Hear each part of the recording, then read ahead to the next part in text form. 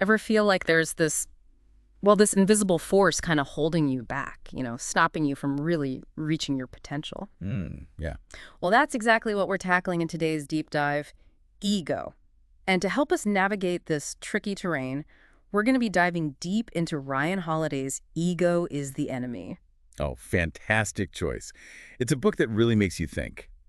And, it's not just some self-help fluff. Right. It's got endorsements from some heavy hitters like Brian Koppelman. Oh, wow, from Billions. Yeah, the creative mind behind Billions. And he calls it, get this, essential reading for, well, he says, for anyone who really wants to achieve mastery in their field. That's a powerful statement. And it makes you think, because we always hear that confidence is key to success, right? But Holiday almost flips that idea on its head. He does, doesn't he? Yeah, he's suggesting that it's actually blind confidence, the kind that stems from ego that could be holding us back. Absolutely. And Robert Greene, the guy who literally wrote the book on mastery. Right, yeah. He drives this point home in the foreword, saying that true confidence, genuine confidence, comes from striving for something bigger than yourself. Not from pucking yourself up. So how do we even begin to tell the difference? I mean, how can we distinguish between ego-driven confidence and the real deal?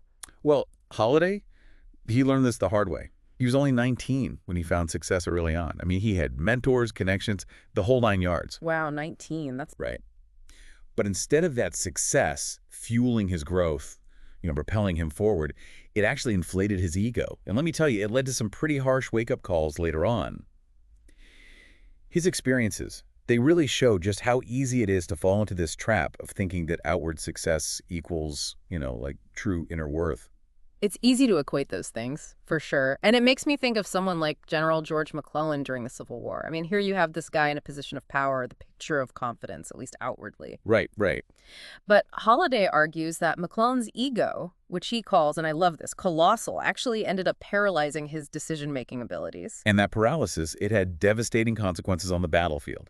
Instead of leading effectively, McClellan became more concerned with, appearing brilliant than actually achieving anything substantial. He got caught up in the image, in the perception of himself. Precisely.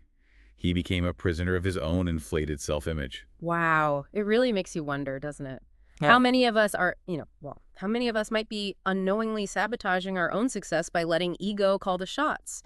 So if massive egos can trip up even seasoned leaders like McClellan, what hope is there for the rest of us? Well, that's where Holiday's insights become really, really useful. He doesn't just, point out the problem. He actually offers strategies for managing ego. Which is helpful because we can all relate to that struggle. Right, and he breaks it down by stages. So let's start with, let's say, the aspiration phase, that early stage, when you're just starting out on something new. Full of excitement, ambition. What does Holiday say about navigating that early stage without letting ego run wild? He's a big proponent of embracing what he calls a student mentality. Basically, it's about approaching everything with a beginner's mind. Yeah. That humility, that thirst for knowledge, acknowledging that you don't know everything. So more listening than talking. Exactly. Be eager to learn from others. And, there's some great examples of this in the book. He talks about William Tecumseh Sherman. He became this renowned military strategist. Right, but not overnight, I'm guessing. No. He spent years observing, learning, honing his skills. He even chose to serve under other commanders for a while, just to gain experience. He didn't just jump into a top position. That's true humility, especially in a field like the military. Right. It speaks volumes about prioritizing growth and learning over, immediate gratification or needing that recognition. Yeah. And you know what else Holiday suggests? What's that? Silence. Silence. Now that's interesting. Especially these days, it seems like we're all supposed to be shouting our accomplishments from the rooftops. Right. But think about it. When you're constantly talking about your goals, your aspirations, what are you really doing? You're feeding your ego. You're not necessarily fueling your progress. I see. So it's about doing the work, not just talking about it. Exactly. He gives the example of Emily Gould, the writer. She was struggling to finish her novel. And you know what was distracting her? Social media. Oh, I think we can all relate to that. It's so easy to get caught up in that. Right. It's like she was subconsciously using it to avoid the uncertainty of the creative process. Easier to tweet about being a writer than to actually sit down and wrestle with those words. Oh, for sure. It's that instant validation, isn't it? Yeah. So to recap, embracing a student mentality and, finding power in silence. Those are good takeaways for anyone in those early stages. They are. They are. But what about another common piece of advice we hear all the time, follow your passion? Holiday, he doesn't entirely agree with that one, does he? He's skeptical. calls it a dangerous half-truth. Yeah. And you know what? I kind of agree with him. Passion, it comes and goes. It can be fleeting, influenced by, I don't know, external things. It's not always a reliable guide. What's more important, he argues, is aligning yourself with a sense of purpose. Purpose over passion. Right. Purpose, having the discipline to see it through, and that long-term vision, those are crucial. It's like those stories of people, quitting their jobs to pursue some big passion and then ending up lost, like they missed a few steps along the way. Exactly. Holiday contrasts those impulsive, passion-driven pursuits with someone like Eleanor Roosevelt. Yeah. She wasn't really driven by fleeting emotions. She had this deeply rooted sense of purpose that guided her through her entire career. And her impact, her impact speaks for itself. Right. So it's not just about following whatever excites you in the moment. It's about aligning yourself with a deeper purpose, something bigger. And that purpose, that commitment, that can be a much stronger motivator when things get tough. Oh, absolutely. And speaking of tough, let's talk about success for a minute, because that brings a whole other set of challenges, doesn't it? It does. You'd think success would be the goal, right? But it sounds like it can bring its own set of problems. Absolutely. Holiday argues that success can be even more treacherous than those early days.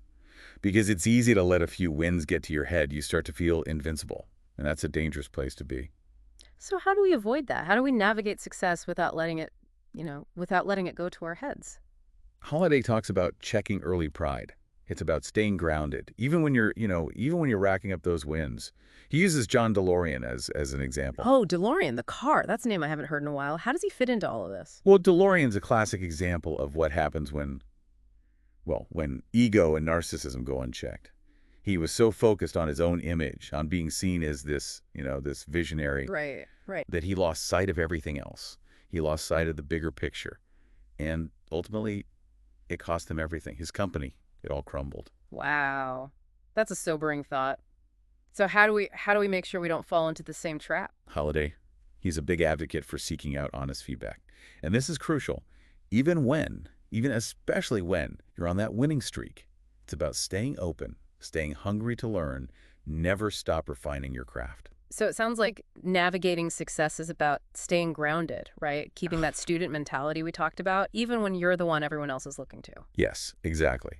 And there's another piece to this success puzzle that Holiday highlights: maintaining perspective. Because it's easy to get swept up in it all, Yeah. the validation, the praise. But what really matters at the end of the day? It's about remembering your why, isn't it? What are you actually working towards? Those are questions we should probably be asking ourselves way before that success even comes knocking. Absolutely. Holiday uses Ulysses S. Grant and William Tecumseh Sherman, and it's fascinating because both emerged as these Civil War heroes, right? But their paths afterward, totally different. It all goes back to how they defined success. Okay, I'm hooked. Tell me more about these contrasting paths. Well, you've got Grant, seemingly drawn in by power and recognition. He goes on to chase a political career that, let's just say it doesn't end well. Scandal, disappointment. It's like he lost sight of himself in that chase for external validation. Then you have Sherman. He makes a deliberate choice to step away from the spotlight. He prioritizes values over public approval. So two leaders, both achieving these incredible victories, but ending up on such different paths. And it all comes down to how they chose to define success for themselves. Exactly. And it highlights how important that is for all of us. Defining success on our own terms. What are we truly striving for? What kind of legacy are we building? Those are some big questions, and I bet they feel even heavier when you're dealing with setbacks, with failure. Which, none of us are immune to that. Holiday doesn't shy away from this either, does he? Not at all. In fact, he argues that failure is often when ego can do the most damage. Think about it. It's human nature to resist it, to want to deflect blame, to get trapped in those negative thought loops. It's so easy to get stuck in that cycle. Right. But Holiday wants us to completely reframe failure. Okay, but how do you even begin to do that? We're practically wired to see failure as, failure. He has this term for it, dead time. He's suggesting we look at these periods not as defeats, but as opportunities for growth, for learning, for self-discovery, really. And he uses Malcolm X as a powerful example of this. Malcolm X, that's interesting. What's the connection there? Think about it. Malcolm X used his time in prison, a period many would consider the ultimate failure, to completely transform himself. He dove into books, broadened his knowledge. He came out of that experience not as someone who was defeated, but as a leader. He helped shape the civil rights movement. He didn't just survive that experience, he used it to fuel his purpose. That's incredible. Exactly. It all comes down to recognizing that even in those moments when we're furthest from what we perceive as success, there's an opportunity there, if we're willing to be open to it. So it's not about avoiding failure entirely. It's about learning to move through it in a way that propels us forward. Exactly. And Holiday offers another crucial piece of advice for navigating those inevitable setbacks. Detach from outcomes. Detach from outcomes. That's a tough one. It is. But it's about shifting your focus. Instead of fixating on the end result, which we can't always control, focus on the process, the effort we put in. He uses the example of General Belisarius. He was this brilliant military strategist, achieved amazing victories, but get this, he faced constant setbacks, betrayals even, and very little recognition. It sounds like he was almost set up for failure, and yet he's still remembered as this brilliant leader. What was he doing differently? He didn't get bogged down by the what-ifs. He focused on doing his best in every situation, no matter the outcome. And in that, he found his own sense of purpose. That's really inspiring. So we've covered a lot of ground, from those early days of ambition all the way through to navigating success and even failure. If we had to boil down Holiday's insights on ego, what would you say is the most crucial takeaway? This is a lifelong journey, not a one-time fix. It's something we'll always grapple with, regardless of what we achieve in life. And the key is really cultivating that self-awareness, recognizing how ego shows up in our own lives. So we're all a work in progress. Always. But- And that's okay. The important thing is to never stop questioning, never stop learning, and to always strive for something bigger than ourselves. This has been such a thought-provoking deep dive into the complexities of ego. Thank you so much for sharing your insights with us. And to everyone listening, remember, ego might be a formidable opponent, but with awareness, a little humility, and a commitment to something greater, we can navigate its tricky terrain and really unlock our true potential.